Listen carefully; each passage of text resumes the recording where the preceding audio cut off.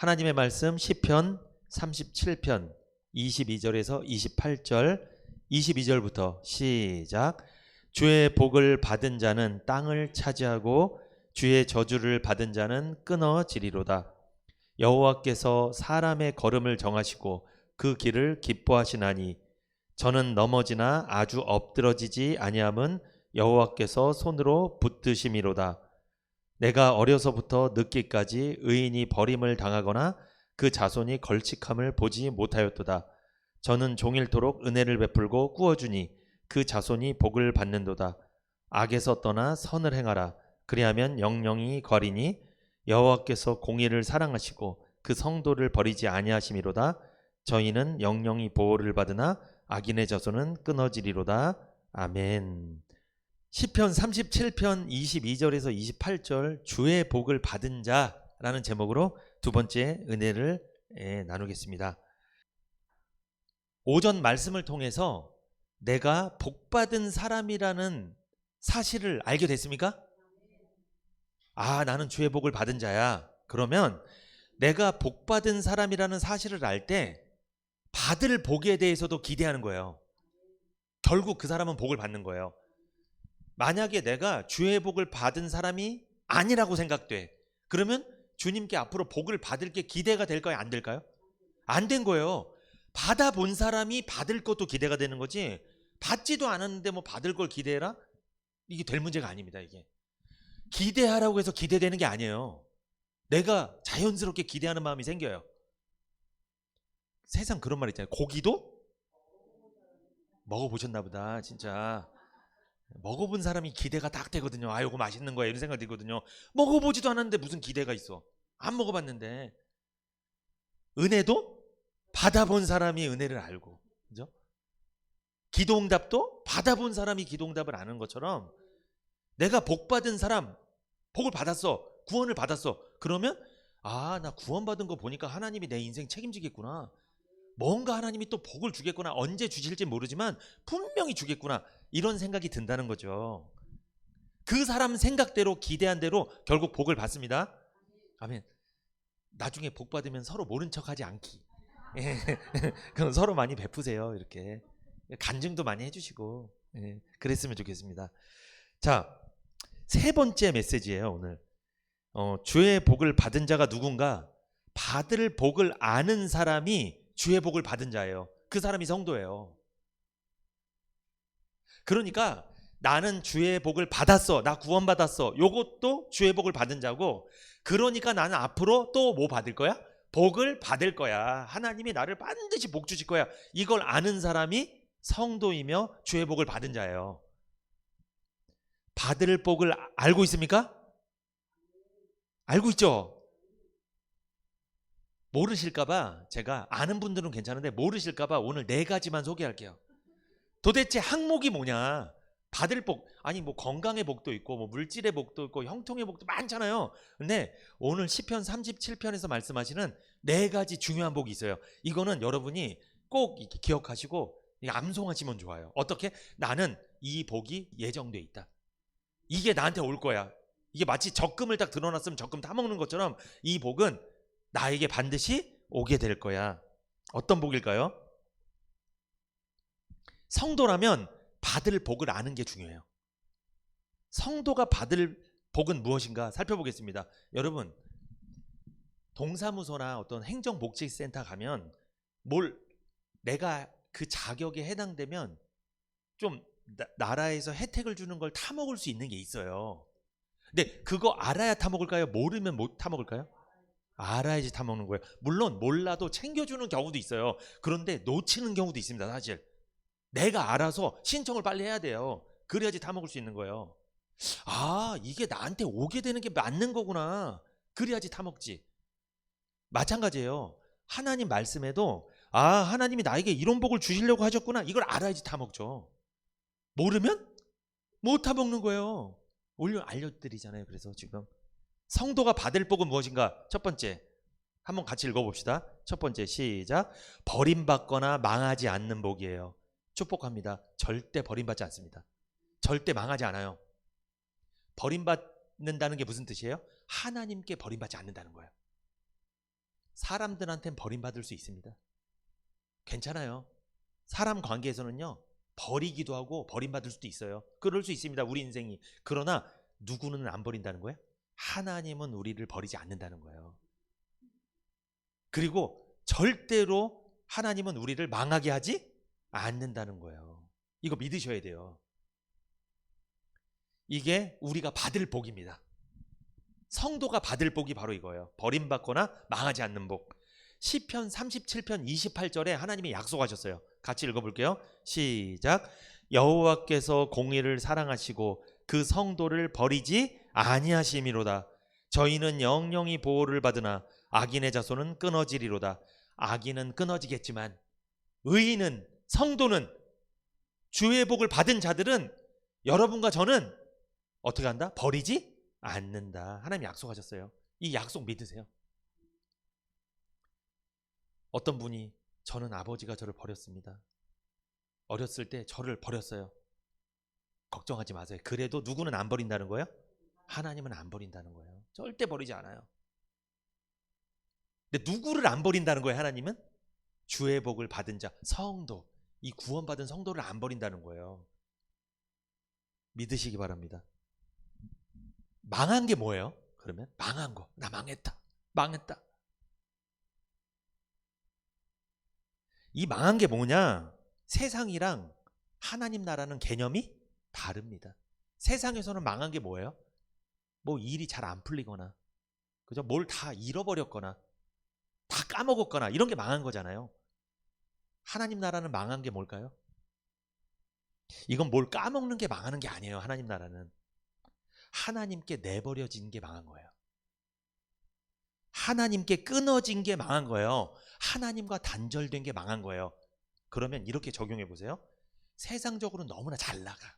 돈도 많고 명예도 있고 권세도 있고 잘 나가, 잘 돼. 그런데 하나님이랑 단절돼 있어. 이거 뭐 한 거예요? 망한 거예요. 이거 망한 거예요. 이게 우리가 보기엔 성공한 것처럼 보이잖아요. 절대 그렇지 않습니다. 망한 거예요, 그거는. 그런데 반대로 세상적으로 볼품이 없어. 미천해, 부족해, 연약해, 실수도 많이 하고. 그런데 이상하게 한 가지는 연결돼 있어. 누구랑? 하나님이랑 연결돼 있어. 이상하게 그 사람은 구원을 받았단 말이에요. 하나님이랑 연결이 돼 있어. 축복합니다. 이 망한 게 아닙니다. 절대로 버려지지 않아요. 이 사람은 세상적으로 잘 나가지만 하나님과 끊어진 사람은 버려집니다. 그 사람은. 하나님은요, 성도를 결코 내버리지 않는다고 시편 37편 28절에 약속하셨습니다. 이 약속을 믿으십시오. 사람 믿지 마시고 이 말씀을 믿으세요. 어떤 말씀? 그 성도를 버리지 아니하심이로다. 이거 외우시면 좋아요. 하나님 성도를 버리지 않는구나. 나 버리지 않는구나. 나 과거에 아버지가, 부모님이 나 버렸는데, 사람들이 나 버렸는데, 내가 그렇게 친했던 사람이 나를 그렇게 등 돌리고 외면하고 버렸는데 하나님은 안 버렸어. 나를. 사람들이 모두 나를 등을 돌렸는데 거기 등 돌린 그곳에 가보니까 누구는 나에게 얼굴을 그대로 보여주고 계셔. 누구? 하나님. 하나님은 절대로 나에게 등을 돌리지 않으시고 여전히 그 사랑의 얼굴을, 은혜의 얼굴을 나한테 비춰주고 계셔.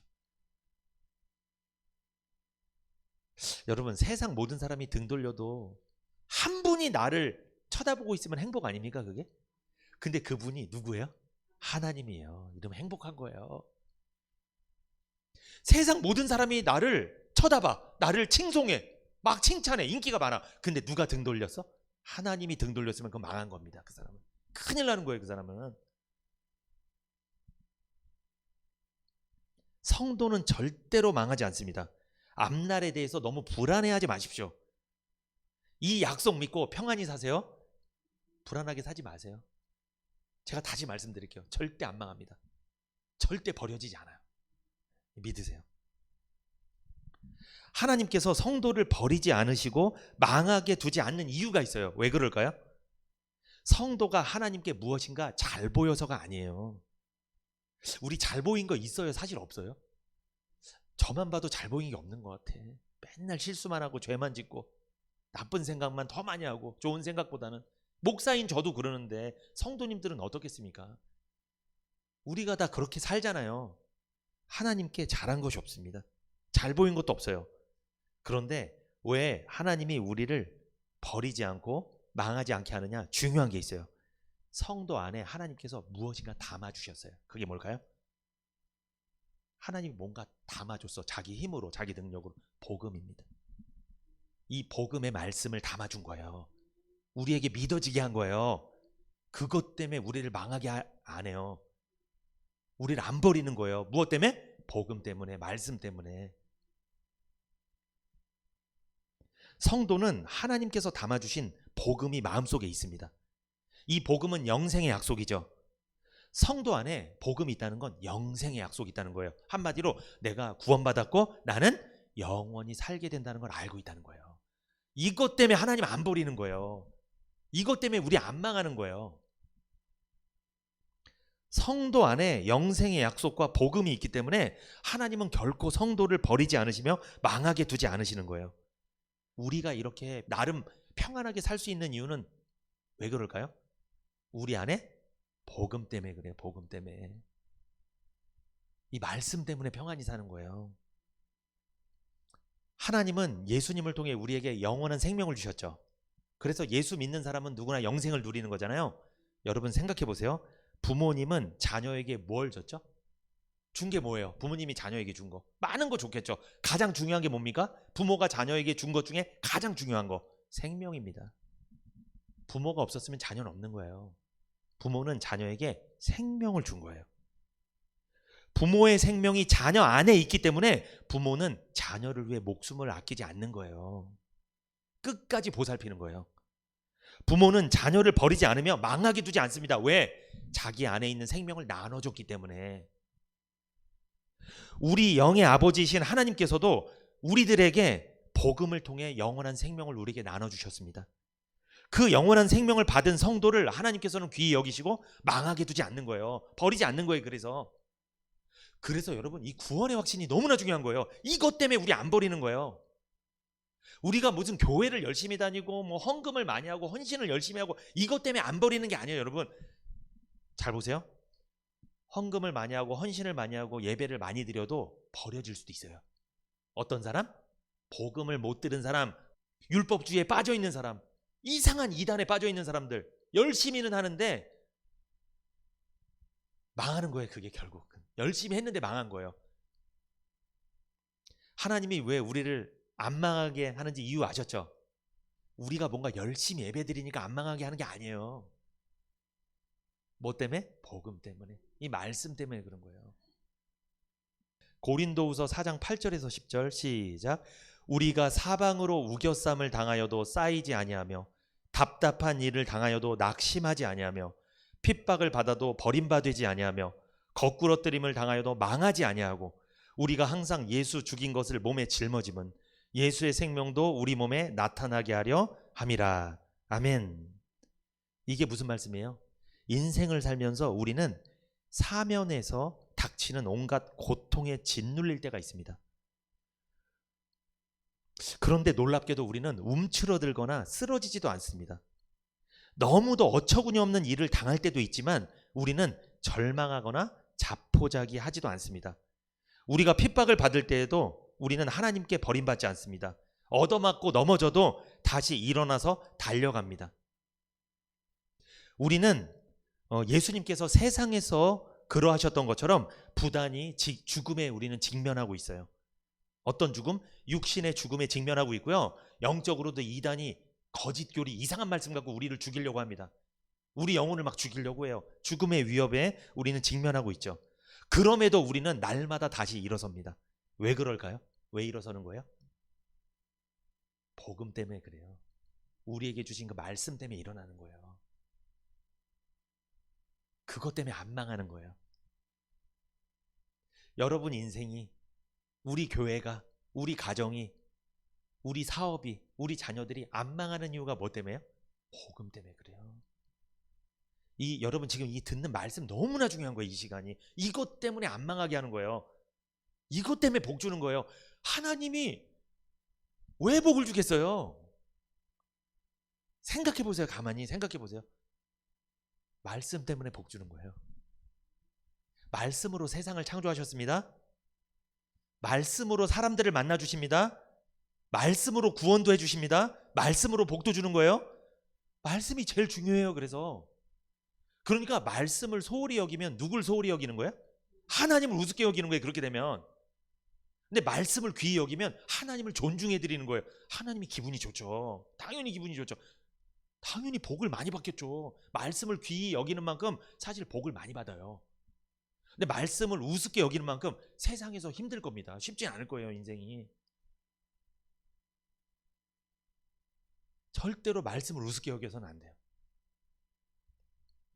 이 복음을 귀히 여겨야 됩니다. 우리 안에 복음이 있죠. 말씀이 있죠. 그래서 우리는 영생의 약속을 믿죠. 영생을 확신합니다. 그래서 우리는 하늘나라를 소망하면서 삽니다. 그래서 이 땅에서 힘들어도 갈 데가 있으니까 덜 힘든 거예요. 갈 데가 없는 사람은 진짜 힘든 거예요. 그러니까 말씀을 무시하고 복음을 믿지 않는 사람들 죽어서 갈 데가 없습니다. 있긴 있죠. 지옥에 가버리겠죠. 소망이 없어요. 그 사람들은 죽음 이후에 어디로 갈지를 분명하지 않기 때문에 불안한 거예요. 그래서 괴로운 거죠. 그런데 고린도후서 4장 10절, 우리가 항상 예수 죽인 것을 몸에 짊어집은 예수의 생명도 우리 몸에 나타나게 하려 함이니라. 예수님이 십자가에서 죽으시고 고통 당하셨죠? 우리도 예수님처럼 인생에서 고통을 당할 때가 많습니다. 예수님만큼은 아니어도 우리도 온갖 환경에 의해서, 사람에 의해서 내 자신, 열등감, 비교의식, 이 세상 살아가면서 고통을 느끼면서 살잖아요. 이 모든 것들, 왜 그런 것들을 우리에게 허락하셨을까요? 하나님이 예수의 생명이 우리 몸에 나타나게 하기 위해서예요. 우리를 통해서 복음이 드러나게 하기 위해서 하나님 우리에게 때로는 고난을 허락하셨다는 거예요. 복음이 세상에 전해지도록 우리에게 고난을 허락하셨다는 거죠. 우리가 고난을 당하고 예수님의 죽으심을 몸소 체험하는 이유는 우리 안에 있는 영생을 세상에 알리게 하기 위해서예요. 여러분 잘 보세요. 내 안에 영생이 있어. 근데 불신자들이 그 영생이 있는 걸 어떻게 알게 돼요? 어떻게 알까요? 생각해 보세요. 내 안에 구원받았어. 영생이 있어. 어떻게 아냐고요, 불신자들이? 한번 생각해 보시라고요. 내가 말하면 아는 거예요? 안 믿어요, 그 사람들은. 어느 때 아느냐? 내가 어마어마한 고난을 당했어. 힘들어. 그런데 소망을 잃지 않아. 나 어디 갈 사람이야? 나 천국 갈 사람이야. 나 괜찮아. 지금 만족해. 내 삶이 지금 가난하고 힘들지만 난 그래도 괜찮아.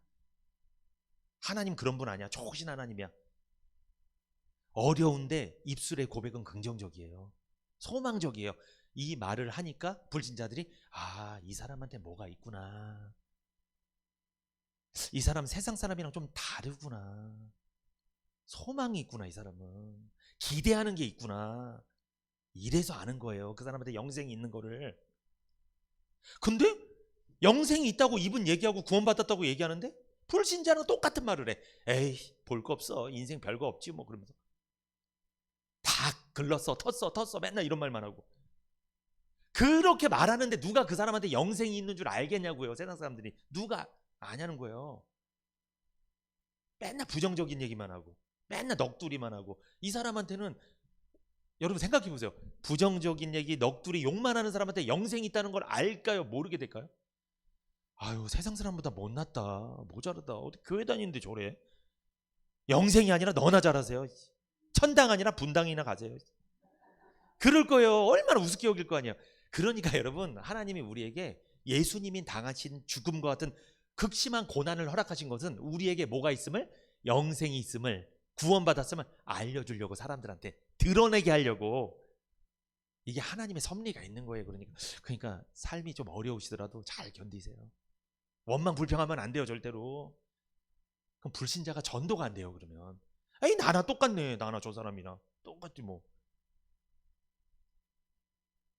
우리 안에 영생이 있음을 알고 있습니까? 영생이 있음을 알고 사는 것이 너무나 중요해요. 아까 제가 무슨 말씀 드렸어요? 내가 받을 복이 있다는 걸 알고 다녀야 된다고 그랬죠. 신앙생활 해야 된다고 그랬죠. 내가 영생이 있음을 알아야 돼요? 몰라야 돼요? 알고 신앙생활 해야 돼요. 이게 너무 중요합니다. 교회를 다님에도 불구하고 영생이 있음을 모르고 사는 사람만큼 힘든 사람이 없습니다. 교회 다니는데 제일 힘든 사람 누구예요? 기도응답을 못 받고 돈이 없고 몸이 아프고 이 사람보다 더 힘든 사람. 다 잘 되는데, 세상에선 다 잘 되는데 나에게 영생이 있음을 모르겠어. 물음표예요. 내가 죽으면 천국 갈지 지옥 갈지 물음표야. 세상에선 너무 천국인데 잘 되는데 내가 만약에 죽으면 어떻게 될까? 오늘 밤에 물음표라니까요. 이 사람이 제일 힘든 사람이에요. 제일 비참한 사람이에요. 영생이 있음을 알아야 됩니다.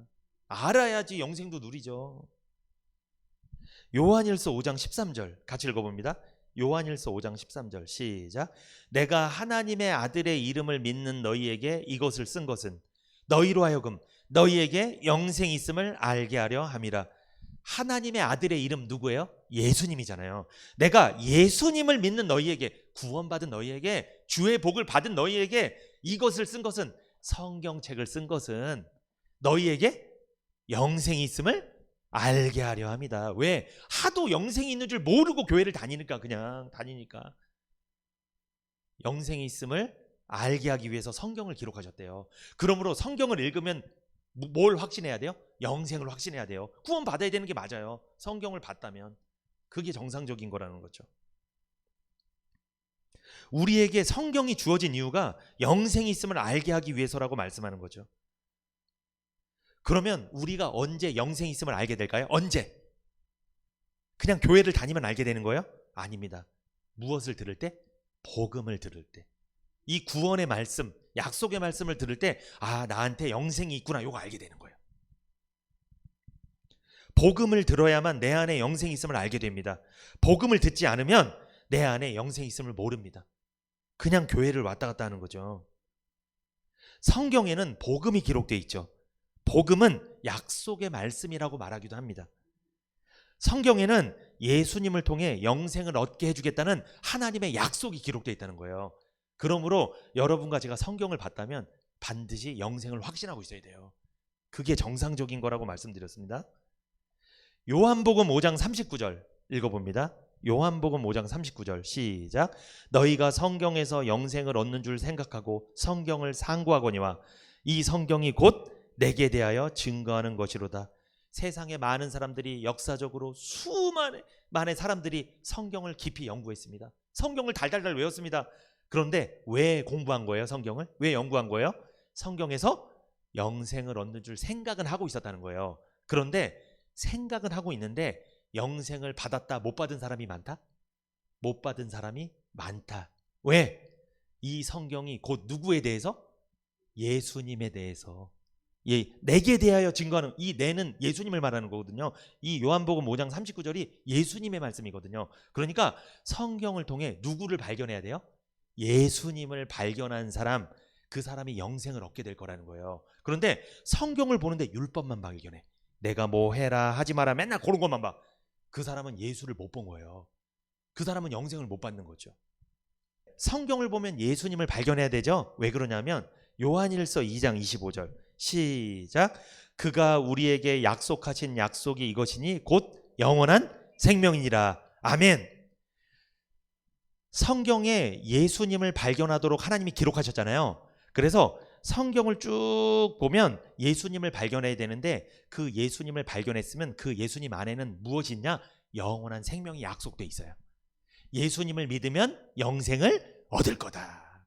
예수님 믿으면 죄를 용서받고 구원받게 될 거다. 이게 약속돼 있는 거예요. 그러므로 여러분, 성경에 기록된 복음을 믿는 사람은 예수님에 관한 약속을 믿는 거고, 어떤 약속? 영생의 약속을 믿는 사람이에요. 그 사람에게 영생이 주어진다는 거죠.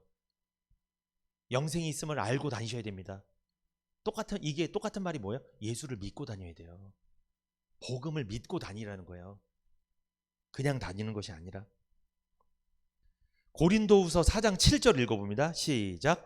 우리가 이 보배를 질그릇에 가졌으니 이는 능력의 심히 큰 것이 하나님께 있고 우리에게 있지 아니함을 알게 하려 함이라. 아멘. 여러분, 질그릇 아시죠? 써보신 적 있어요? 있습니다. 질그릇은요, 깨지기 쉬운 그릇입니다. 우리가 질그릇 인생이에요. 참 깨지기 쉬워. 오늘도 예배 드리고 은혜 받고 나갔는데 주차장에서 싸우고, 집에 가면 또 난리치고 또 싸우고, 깨지기 쉬워. 은혜 받았을 때는 누가 말해도 뭐 신경도 안 쓰는데 나가자마자 바로 그냥 막 예민해져 갖고, 우리가 참 질그릇 같은 인생입니다. 깨지기가 쉽죠. 질그릇은 우리의 연약한 육체를 말하는 거예요. 귀한 것은 귀한 그릇에 담기 마련입니다. 그런데 하나님은요, 그토록 귀한, 아니 세상에서 가장 귀한 보배로운 복음의 말씀을 질그릇같이 깨어지기 쉬운 우리 안에 담아주셨다는 말씀이에요. 왜 우리한테 질그릇 같은 우리 인생에 복음을 담아두셨을까요? 왜? 여기 나오잖아요. 이는 능력의 힘이 큰 것이 하나님께 있고 우리에게 있지 아니함을 알게 하려 함이라. 그렇게 연약하고 깨지기 쉬운 그릇에다가 그런 인생인 우리에게 복음을 담아두셨어. 그렇게 연약한 사람이 복음을 전하니까 저 사람이 막 구원받아요. 이걸 딱 보니까 아, 구원은 사람에게 달려있는 게 아니라 하나님이 하시는 거구나. 그렇게 실수가 많고 연약하고 부족하고 미천한 사람을 통해서도 하나님은 영혼을 살린다는 거예요. 누가 한다는 거 알려주는 거예요? 하나님이 하신다는 거 알려주려고 그렇게 역사하신다는 거예요. 이런 면에서 우리 시흥은혜교회 지금 개척교회잖아요. 우리 교회를 통해 많은 일을 하게 될 줄 믿습니다. 우리 교회 지금은 연약하고 부족하고 실수도 많고 뭐 없는 것들도 많지만 우리에게 뭐가 있어요? 두 글자? 복음이 있잖아요. 그것 때문에 하나님 우리 망하게 안 하는 거예요. 반드시 우리 복 주실 거예요. 절대 우리 버리지 않아요. 우리를 통해 많은 일을 하게 될 줄 믿습니다. 아멘. 예전에 기억나세요? 저 어렸을 때는 정육점에 가면 고기를 신문지에다 턱 하고 막 넣어주고 막, 그죠? 지금은 상상도 못하죠. 지금 비닐이 위생적인 게 많이 생겼으니까. 그때는 그 더러운 신문지 막 인쇄물 묻어나고, 근데 아니 그 귀한 고기를 거기다 담네 막. 그런 적 있어요? 기억 안 나세요? 야, 이 복음을 나같이 미천한 사람한테 이게 담아두셨네. 그런 생각이 들었습니다. 그런데 신문지에 담든 비닐에 담든 고기는 고기더라고요. 부자한테 복음을 주든 가난한 사람한테 복음을 주든 그 복음은 변하지 않아요. 그 복음의 능력이 있는 거예요. 부자니까 능력 있고 가난하니까 능력 없고 이게 아니라는 말씀이에요. 믿으십시오. 이거 복음 갖고 계세요? 축복합니다. 능력자입니다. 대단한 능력자들이라는 거예요. 지금 그 능력을 사용하셔야지. 왜 갖고 계세요? 대단한 분들인데. 우리가 인생을 살면서 절망하고 낙심하여 좌절해도 다시 힘이 샘솟는 이유가 뭔지 아십니까? 우리 안에 하나님이 복음을 담아두셨기 때문에 그래요. 우리 안에 담아두신 복음은 빛이 납니다. 그리고 우리 안에 담아있는 복음은 우리에게 힘을 공급해 줍니다. 그래서 우리 인생을 빛나게 해주는 거예요. 우리 인생을 힘나게 해주시는 거예요. 이게 복음의 능력입니다. 그래서 빌립보서 3장 7절에서 8절 시작. 그러나 무엇이든지 내게 유익하던 것을 내가 그리스도를 위하여 다 해로 여길 뿐더러 또한 모든 것을 해로 여김은 내 주 그리스도 예수를 아는 지식이 가장 고상함을 인함이라. 내가 그를 위하여 모든 것을 잃어버리고 배설물로 여김은 그리스도를 얻고. 여기 보면 내게 유익하던 것, 구원받기 전에 내게 유익하던 게 뭐예요? 세상 것들이잖아요. 그것들을 그리스도를 위해서 다 해로 여겼대요. 장애물로 여겼대요, 이 바울이. 그리고 또한 모든 것을 해로 여기고 내 주 그리스도 예수를 아는 지식, 요걸 두 글자로 뭐죠? 예수 그리스도를 아는 지식, 복음입니다. 이게 말씀이에요. 이 복음의 말씀이 가장 고상하다. 난 이전 거 다 버리겠다. 여러분, 내가 전에 쓰던 거 막 후줄근한 거 있잖아요. 10년 20년 쓰던 거 새 것이 오면 어떻게 돼요? 버리는 거예요. 버리는 거예요. 여러분, 갖고 가는 사람 없어? 어디 있어요? 다 버리지. 쓰지도 못하는데. 복음 받으셨습니까? 이전 거 다 버리는 거예요. 그래서 다 이전에 내가 갖고 있었던 생각들, 아, 요렇게 하면 잘 살 것 같은데, 이렇게 하면 괜찮을 것 같은데, 요러면 좀 풀릴 것 같은데 삶이, 요런 생각들, 하나님과 상관없이 세웠던 계획들, 이런 것들 다 나한테 해가 된다는 거예요. 그게 다 버려야 된다는 거예요. 그거를. 내 주 그리스도 예수를 아는 지식이 가장 고상하다. 이런 고백 나오십니까 요즘에? 야, 교회 가서 말씀 받는 게 가장 고상하다. 이게 세상에서 그 어떤 강의를 듣고 그 어떤 책을 봐도 이것만큼 안 된다. 이 하나님 말씀한테는 안 된다. 이 말씀이 가장 고상하다. 이렇게 느껴지는 분 있어요? 돈보다 명예보다 권력보다 권세보다 야, 하나님 말씀 이 복음이 가장 고상하구나. 내가 그를 위하여 모든 것을 잃어버리고 배설물로 여기면 바울은 복음 때문에 모든 걸 잃어버린 사람이에요. 자기가 갖고 있었던 그동안에 누려왔던 모든 것들 다 버렸습니다. 뭐로 여겼대요? 배설물, 쓰레기로 여겼다는 거예요. 쓰레기. 그래서 여러분, 교회를 다니면서 구원받았다고 말은 하는데 너무 세상 거를 좋아해서 그걸 덕지덕지 달고 다니는 사람이 있죠. 그럼 뭐 달고 다니는 거예요 지금? 쓰레기. 하늘나라 갈 때 아무것도 못 가져가는 거. 그거 갖고 다니는 거예요. 그걸 자랑을 해. 교회에 와서 또 나 이렇게 돈 많이 벌었다고, 나 이렇게 잘 됐다, 자랑을 해. 그걸로. 그 시간에 복음을 자랑해야 되는데 복음은 자랑을 하나도 안 하고 그런 것만 자랑해. 아니 물론 하나님이 기도응답해 주신 거 자랑할 수 있죠. 그런데 복음을 좀 자랑하면서 하면 괜찮은데 복음은 하나도 자랑 안 하고 예수님은 다 빼놓고 그런 것만 자랑. 그러면요 여러분, 진짜 믿음 있는 사람이 보면 야, 저 사람 어떻게 배설물을 저렇게 자랑하지? 바울은요 구원받은 후에 이렇게 고백하죠. 구원받기 전에 한때 대단한 가치가 있다고 생각했던 모든 것들을 구원받은 후에 바울은 모조리 내던졌습니다. 그리스도만을 의지하고 복음만 의지하고 그분에게만 소망을 두기 위해서였죠. 바울은 복음을 듣고 예수 그리스도를 알게 되었습니다. 복음을 받은 것, 예수 그리스도를 알게 되고 죄 용서받고 구원받은 것이 너무나 고상해서 존귀해서 다른 것들과 비교하면 다른 것은 무가치하게 여겨졌다는 거예요. 그리스도의 복음 외에는 다 쓰레기처럼 여기고 모두 내버렸음을 그는 고백합니다. 그는 그리스도를 얻기 위해 그렇게 했다고 고백하죠. 여러분, 우리는 복음을 받아서 구원받았잖아요. 우린 어떤 삶을 살아야 돼요? 우리가 갖고 있는 배설물이 있죠. 하나님과 상관없는 것들, 세상 것들, 이런 것들을 우리는 복음보다 더 고상히 여기면 안 돼요. 구원받고 난 다음에도 구원받을 때 우리가 한번 버렸단 말이에요. 내가 이전에 사랑했던 것들을 버렸어. 그러면 구원받은 후에도 어떻게 해야 돼요? 버리면서 살아야 돼요. 한 번 버리고 끝난 게 아니에요. 버리고 살아야 돼요. 계속. 구원을 다시 받으라는 게 아니라 구원받은 사람답게 살아야 돼요. 하늘의 시민권을 받은 사람답게 이제 버리면서 정리하면서 사는 거예요. 여러분, 인생은 정리하는 거예요. 정리. 젊을 때부터 정리해야 돼요. 내가 어떻게 살아야 되는지, 내가 버릴 건 뭐고 가져야 될 건 뭔지 이걸 빨리 정리해야 됩니다. 그게 정리가 안 되면 나중에 고생하는 거예요. 고생하다가 천국에 가면 상급은 많이 없겠죠. 바울은 복음 받을 때만 간절한 게 아니라 구원 받은 이후에, 복음 받은 이후에도 더욱 이 복음으로 살기를 간절히 사모했다는 거죠. 여러분, 시편 37편 23절 같이 읽어봅니다. 시편 37편 23절 시작. 여호와께서 사람의 걸음을 정하시고 그 길을 기뻐하시나니. 사람의 걸음은 누가 정하시죠? 여호와께서 정하시는 거예요. 여기서 사람이란 어떤 사람이에요? 주의 복을 받은 사람을 말하는 거예요. 불신자를 말하는 게 아니라. 그러면 여러분이 주의 복을 받았어, 구원받았어. 여러분의 걸음 누가 정하신 거예요? 여호와께서. 그러니까 꼼짝 못하는 거예요. 이제는 꼼짝없이 복 받는 거예요. 이제 다른 길로 가지 마세요. 누가 걸음을 정했어요? 하나님이. 근데 내가 걸음 정하면서 살면은 탈이 나는 거예요. 그래서 하나님이 걸음을 정해놨다고 했는데 내가 정하고 살면 문제가 생기겠죠. 그렇게 되면. 이제는 여러분 꼼짝없이 걸려들었습니다.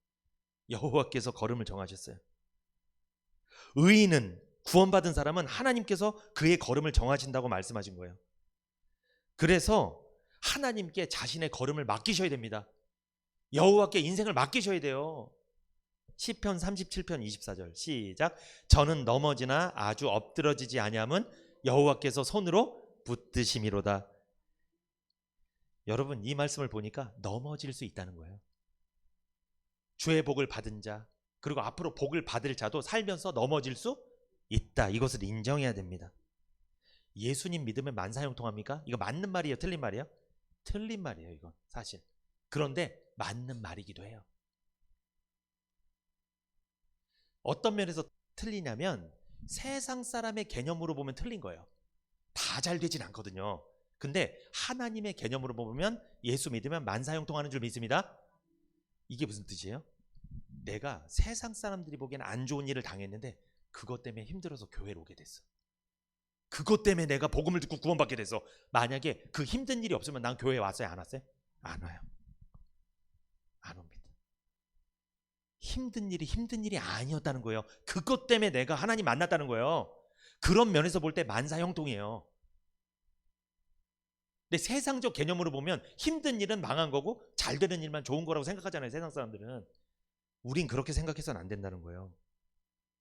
성도의 삶은요, 항상 아스팔트 길로만 가는 게 아닙니다. 사실 가다가 보면 심한 비포장길도 나타나죠.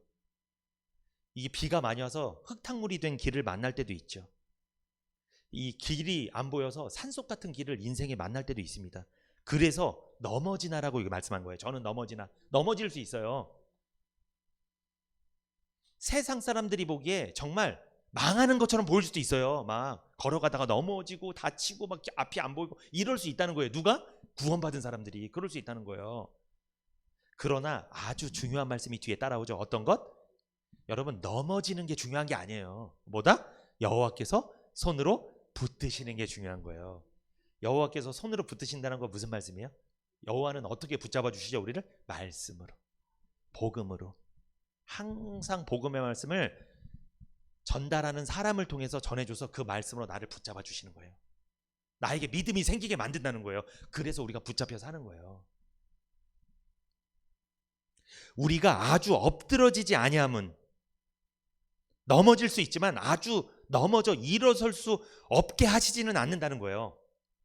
그러니까 완전히 엎어져 가고 도저히 다시는 일어날 수 없는 상태로 두지 않고 다시 일어날 수 있는 상태로 두신다는 거예요. 넘어지더라도.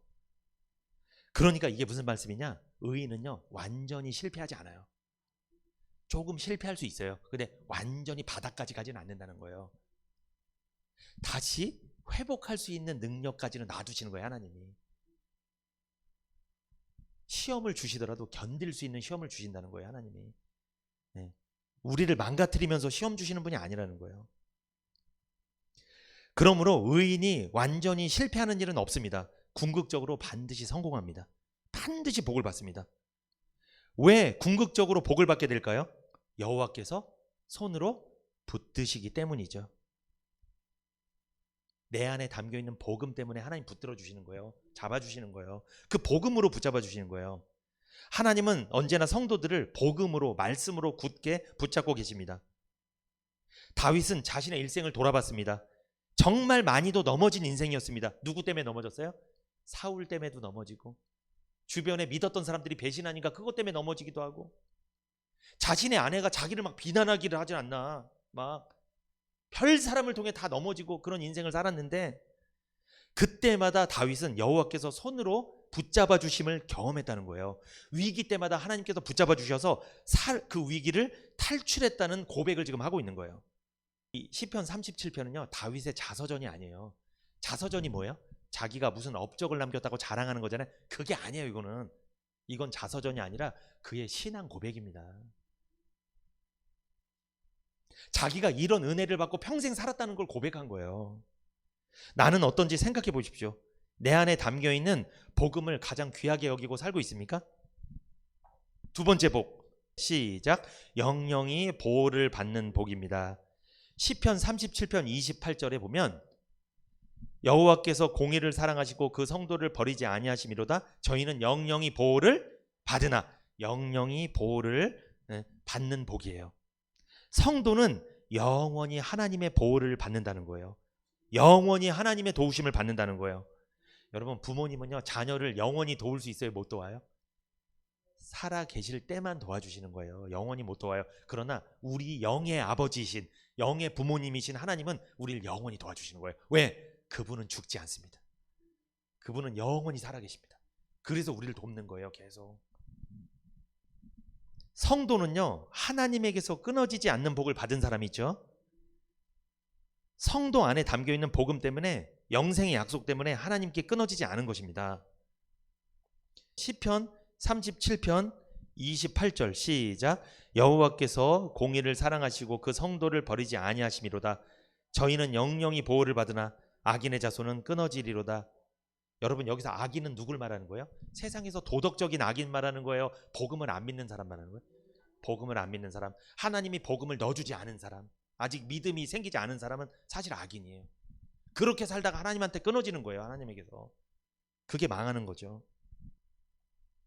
로마서 8장 35절 시작. 누가 우리를 그리스도의 사랑에서 끊으리요? 환난이나 곤고나 핍박이나 기근이나 적신이나 위험이나 칼이라. 기록된 바 우리가 종일 주를 위하여 죽임을 당케 되며 도살할 양같이 여김을 받았나이다 함과 같으니라. 그러나 이 모든 일에 우리를 사랑하시는 이로 말미암아 우리가 넉넉히 이기느니라. 내가 확신하노니 사망이나 생명이나 천사들이나 권세자들이나 현재일이나 장래일이나 능력이나 높음이나 깊음이나 다른 아무 피조물이라도 우리를 우리 주 그리스도 예수 안에 있는 하나님의 사랑에서 끊을 수 없으리라. 아멘. 이 말씀 은혜되죠.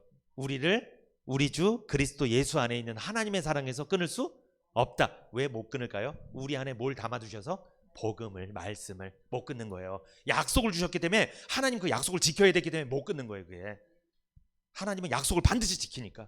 예수 믿는 사람에게 영생 준다고 약속하셨잖아요. 못 끊는 거예요. 그래서 예수 믿는 사람을 절대 끊을 수가 없어요. 그런데 예수 안 믿는 사람은 하나님이 끊어서가 아니라 끊어지는 거예요. 자동적으로. 그냥 예수를 안 믿기 때문에, 영생의 약속을 안 믿기 때문에, 하나님의 사랑을 받아들이지 않았기 때문에 그 사람은 끊어지는 겁니다. 성도가 받게 되는 복 세 번째 시작. 절대로 빌어먹지 않는 복. 오늘까지 만약에 빌어먹는 분 있었으면 이게 축복합니다. 절대로 빌어먹지 않는 복. 빌어먹지 않아요. 이게 큰 복입니다, 여러분. 빌어먹지 않는 복. 시편 37편 19절 한번 읽어봅니다. 시편 37편 19절 시작.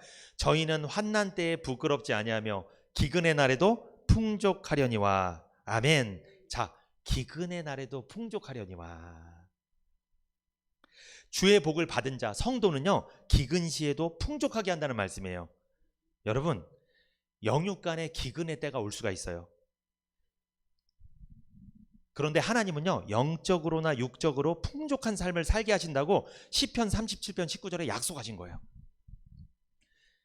여러분 생각해 보세요. 지금 세상에 주일마다 이 설교 말씀이나 말씀들이 얼마큼 쏟아져 나옵니까? 유튜브만 보면은 엄청나죠? 막 쏟아져 나오잖아요. 그러면 지금 풍족한 거예요? 기근이에요? 풍족한 것처럼 보이잖아요. 그런데 이런 말씀들 하는 분 많아요. 들을 말씀이 많이 없다. 그리고 이게 바른 말씀인지 아닌지 분별하기가 어려워. 맞는 것 같은데 아닌 것 같기도 하고, 아닌 것 같은데 맞는 것 같기도 하고.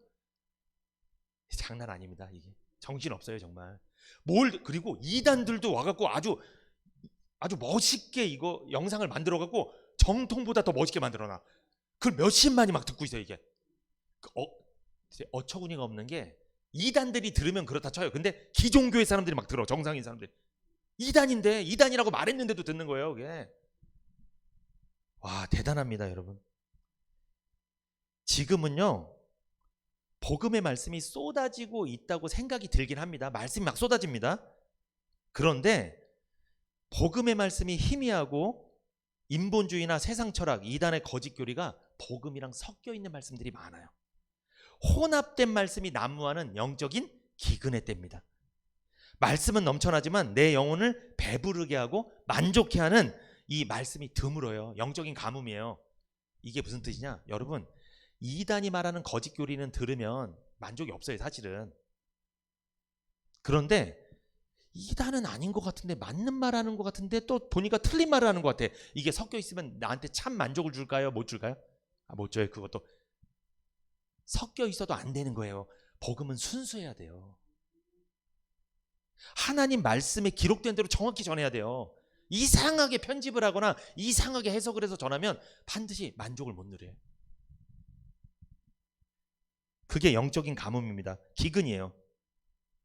그리고 영적인 기근뿐만 아니라 육적으로도 지금 기근의 때입니다. 그날 벌어 그날 쓰는 겨우겨우 생계를 이어가는 사람들이 많죠.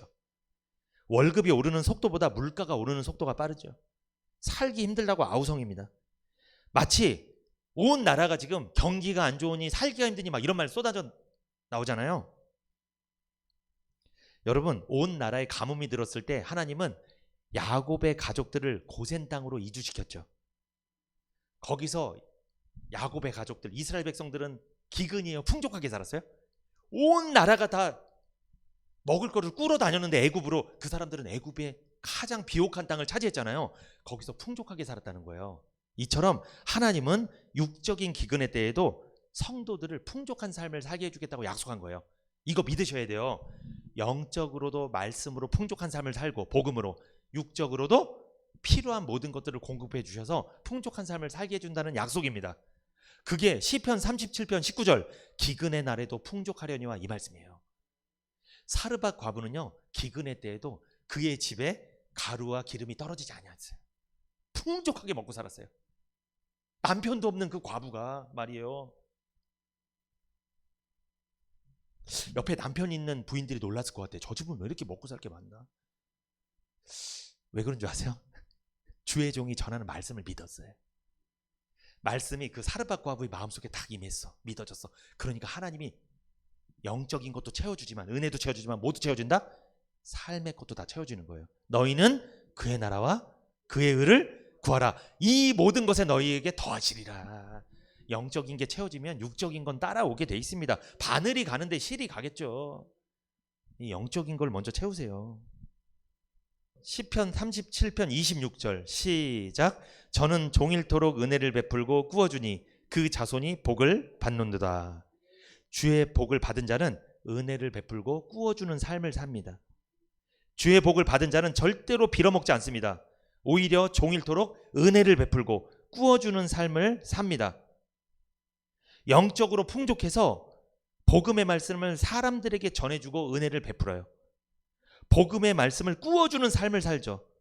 그리고 복음 말고도 육적인 것도 은혜를 베풀고 꾸어줄 정도로 넘치는 삶을 살게 하신다는 약속이에요.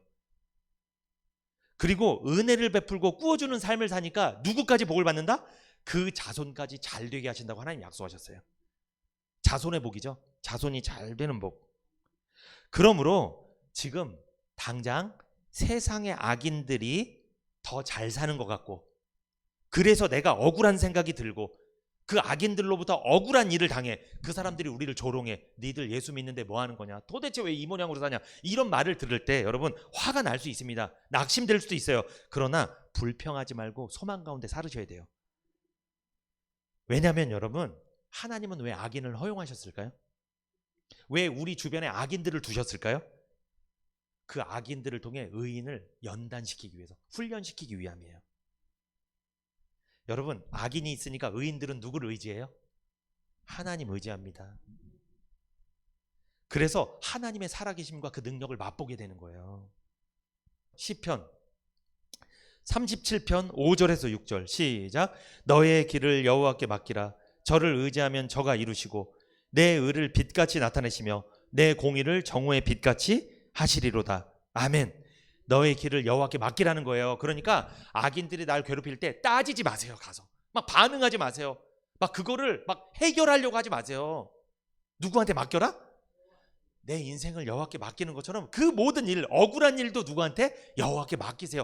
잠잠히 계세요. 그러면 저를 의지하면 저가 이루시고, 하나님이 다 해결할 거예요. 뭐가 잘못됐는지, 누가 잘못했는지 하나님 판단하실 거라는 거 나중에 하나님 살아계시거든요.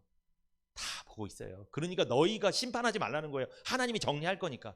누가 잘못했는지, 누가 과실 비율이 더 많은지 하나님 다 보겠다는 거예요. 여러분, 여기 보면 정오의 빛같이 하시리로다 이 말씀 있죠. 정오의 빛같이 하시리로다. 이게 무슨 말씀이에요? 참 은혜로운 말씀인데, 여러분, 태양빛이 가장 강할 때가 언제예요? 정오입니다. 정오가 가장 강하게 비칠 때죠. 그러니 정오의 빛같이 하시리로다 말씀은 비록 부족하고 연약하고 능력 없고 심지어 형편없는 사람일지라도 주의 복을 받은 자는, 구원받은 자는, 여호와께 인생을 맡긴 사람은, 하나님의 말씀을 따라 사는 사람은 하나님께서 태양같이, 그것도 정오의 태양같이 가장 강렬하게 비치는 태양같이 사용하신다는 뜻이에요. 그래서 그 사람을 통해 역사가 일어나는 거예요. 우리가 얼마나 미천한가, 얼마나 가난한가, 이것은 전혀 문제가 되지 않습니다. 우리가 얼마나 하나님을 의지하고 있느냐, 이게 중요한 거예요. 여러분, 사람들 신기합니다.